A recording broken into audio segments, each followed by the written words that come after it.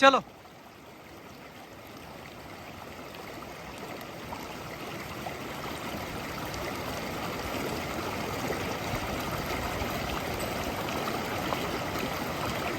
Very good. चलो अच्छे बच्चे अब उठ जाओ।